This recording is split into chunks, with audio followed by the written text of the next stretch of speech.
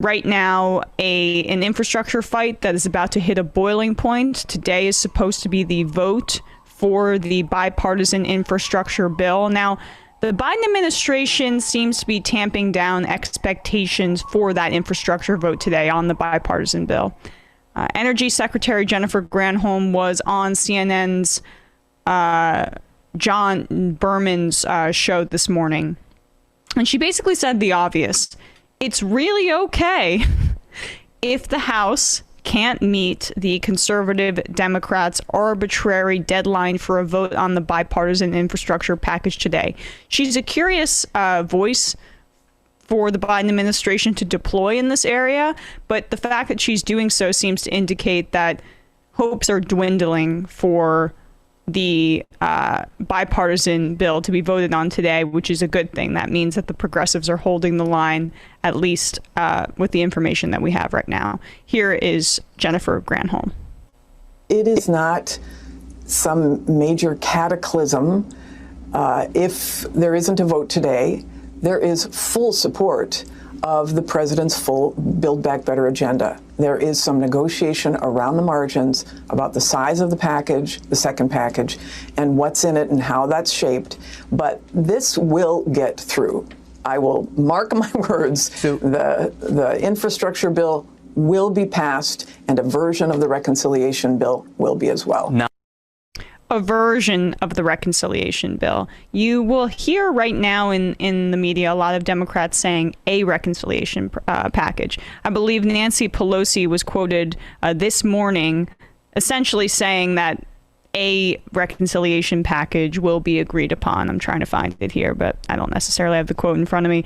Oh, here we go. Nancy Pelosi says, I told members of my leadership that the reconciliation bill was a culmination of my service in Congress. Remove all doubt in anyone's mind that we will not have reconciliation.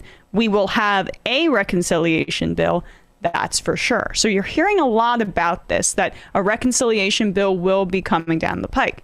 But the issue with that is that if she still is saying that a vote is going to happen today on the bipartisan infrastructure package, then what is in a reconciliation bill?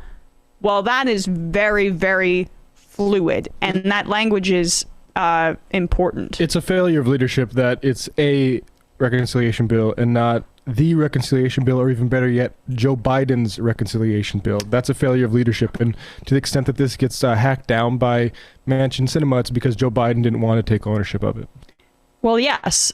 I had someone ask me yesterday who doesn't work in this field, you know, if there was one senator like Cinema holding up the entire Trump agenda, do you think that Donald Trump would be screaming and berating them and making them feel the pain for holding up his entire agenda?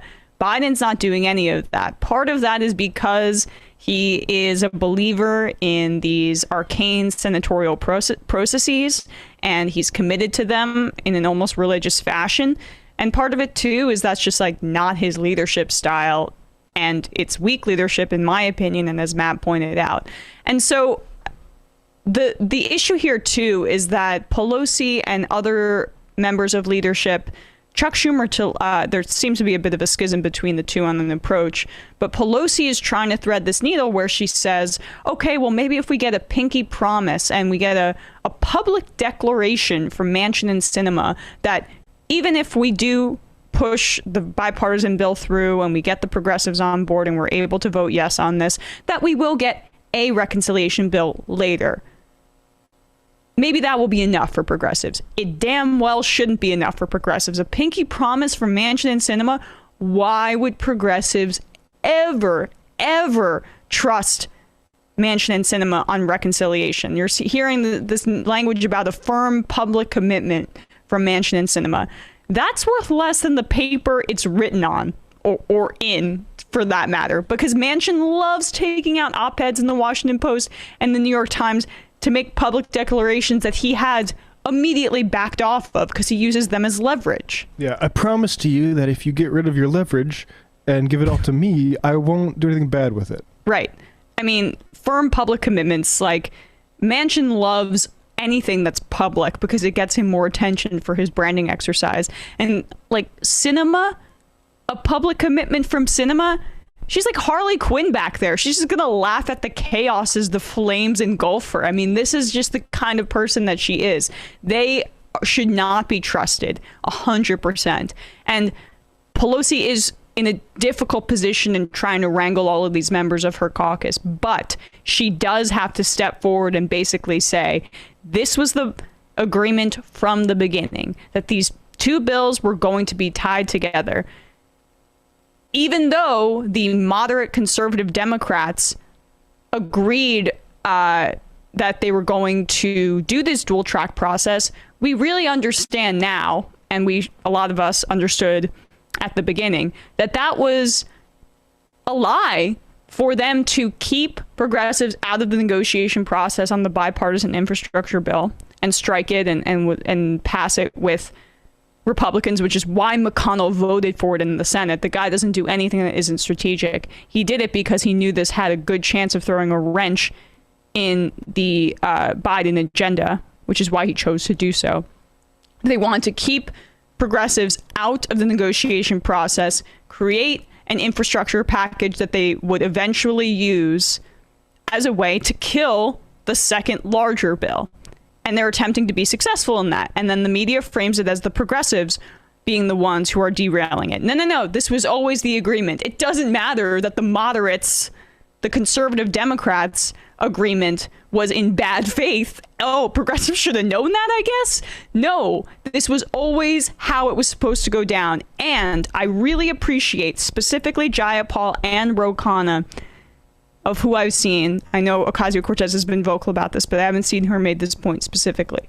Reframe this as we are doing what the Biden administration wants, because that is a kind of talking point that appeals to mainstream normie Democrats in a way, and also the media, to keep them off their backs a little bit, because they're chomping at the bit to blame this on progressives. And if you consistently go on cable news and you say the truth, which is that we are the ones on the side of the Biden agenda, then you've got a chance of staving off the wolves.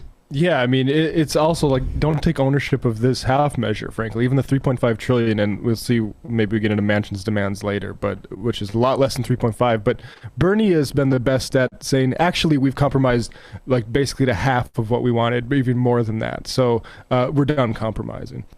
Yes.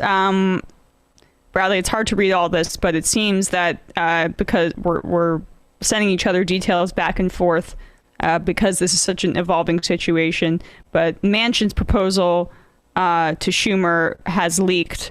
We will get back to you on that in a little bit and look into some of the numbers there later in the program when we have some time to look it over. But for now, we're going to take a quick break. And when we come back, we will be joined by Rafia Zakaria, author of Against White Feminism, Notes on Disruption. Folks, there's more of what you've just saw where that came from.